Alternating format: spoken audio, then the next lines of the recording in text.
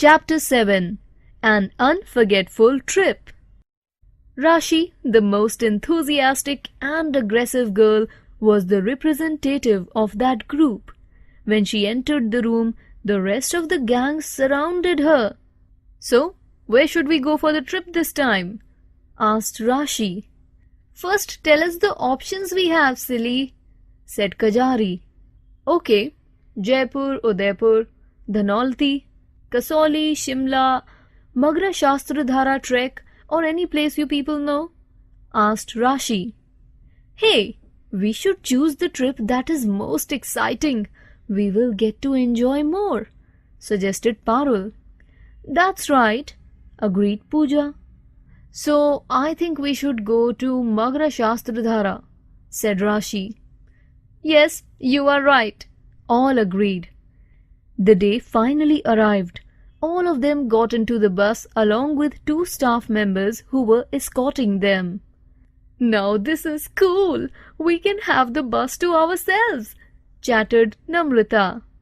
"Hey, I want the window seat," shouted Rashi in a shrill tone.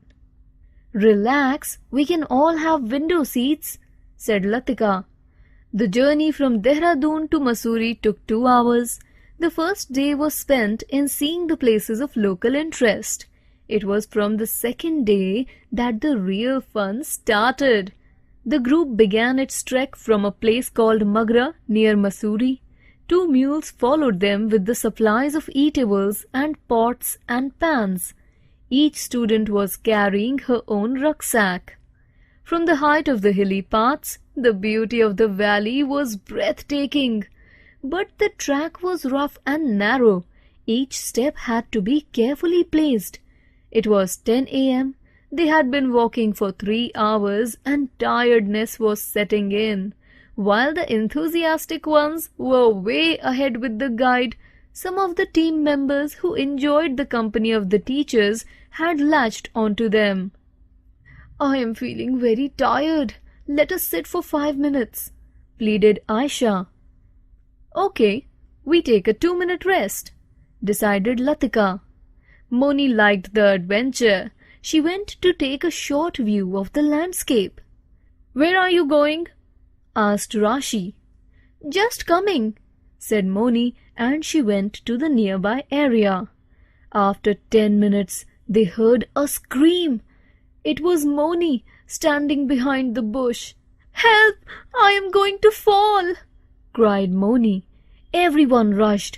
She had already fallen almost 10 feet below onto a narrow ledge and was clutching onto a flimsy clump of wild grass. There was no way that they could pull her up. They had to think of something fast. All of them looked at the steep drop to the valley below and shuddered. Down below it was all misty and dark. They could faintly see a silver line. That must be the river. "Idea! Let us tie our dupattas and scarves together and pull her up," said Ritu. They had never worked this fast before. Soon a tightly knotted rope was dangling before Moni's nose. "Hold the rope tight and we will pull you up in no time. Everything is going to be all right," said Geetika in a soothing tone. Moni was whimpering with fear. "Now let go of the grass and grab the rope," shouted Geetika, who was the strongest amongst all of them. "Are you sure you will be able to pull me?" asked Moni. "What a question! You think the 9 of us can't pull one person out of this mess? Come on, grab the rope," said Ritu. Moni offered thousands of prayers to the Almighty, let go of the clump of grass with one hand and caught the rope. Emboldened instantly, she brought the other hand as well to clutch the rope tighter than she had ever held anything. Her teeth were bared in concentration and fear. "Pull!" shouted Geetika.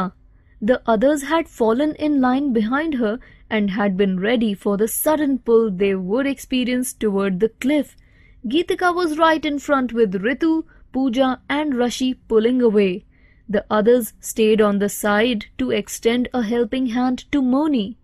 Slowly, Moni inched up and finally landed in the arms of her friends, exhausted. Moni hugged Geetika tightly and sobbed.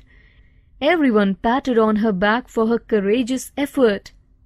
I swear I love our school uniform. I think there is no better uniform than the salwar kameez.